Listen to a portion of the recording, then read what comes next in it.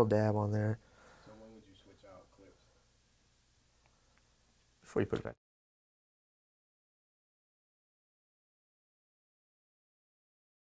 Throw this LCD back together.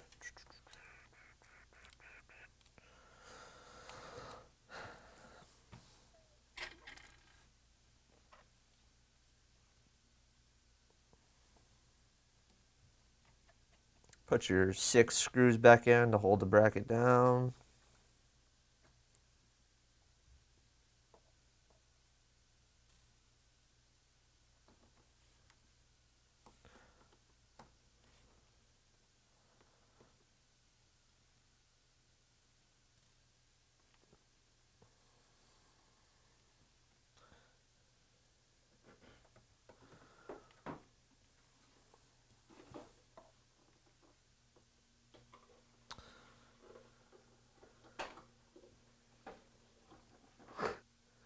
Go ahead and screw all these screws in.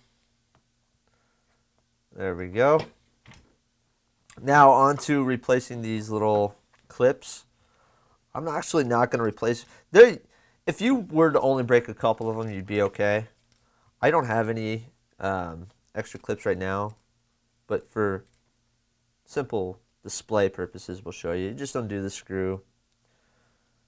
That's the old piece. If you wanted to put the new piece on there, you would. This is how they come. So you just lay that down in there like so. It's got 2 little pegs that kind of hold it in its spot, and then you're going to screw that back in. And if I'm in a pinch and I don't have these, which I don't recommend you do, but if I was in a pinch, I kind of do every other one, and I replace every other one up top as well. So I would do basically these 2, leave this one broken, and then take this one and throw it over here, kind of thing. So, and we can do that too. It's not, They're all universal, right? Yeah, they all fit anywhere. It's not, one particular for another.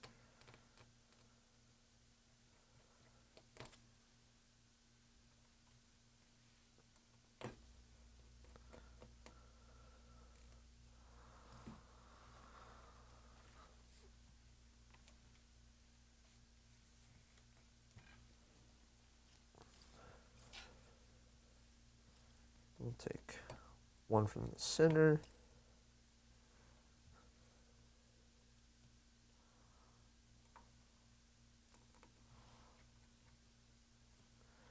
And this one right here.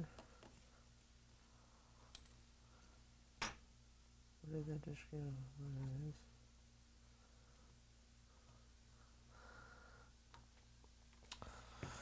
Next, we're going to throw our sensor back in there.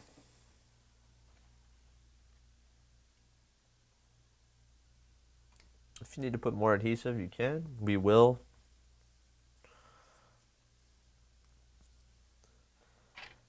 And I am a wasteful person. I actually cut more than I need. In this particular instance, I cut way too much more than I needed. But it's just to kind of show you. I don't like fighting the roll. Fighting the roll is leaving it attached and trying to do everything while it's and then cutting it from the roll. I cut more than what I need. I lay that down. And then I cut. And that is to keep me from fighting the roll. It makes life much easier. I highly recommend everybody does so.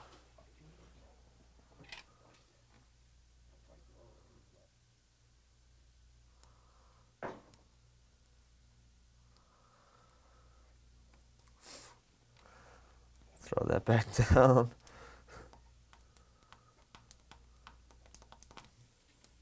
That'll work.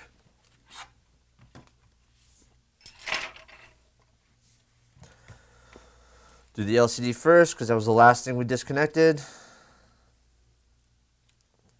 going to be kind of hard to show you. So basically, let's get this little tab. It's pretty easy. You just want to make sure that you are getting it all the way in and pushing down to where it actually locks it into place. You do not want to use a metal tool. Always use plastic. Then you kind of want to guide the cable between the metal and the battery there. Next, you want to do the digitizer, which is pretty straightforward. Push it until the lines match up. And knock your clips back down to hold that in place. Last but not least is the sensor. Plug the sensor in. Now before we actually push this thing down, we're going to power it on, make sure that everything's functioning properly. Let that turn on. Okay, fully powered on. Slides to unlock. You want to test all these keys. Looks good. Power button's working. Sound's working. You could hear it clicking. Volume up, down, hold.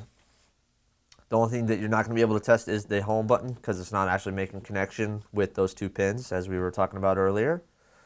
So I think we're ready to actually seat the digitizer in. You can leave it on for this. It's not like you're messing around with anything. You actually want to do the side that you started with first. So the one that has the hard plastic pieces. Put that side in first. And click all the other pieces down. And now we can test the home button. It works. Voila. That is the disassembly and full reassembly of the iPad 1 Wi-Fi.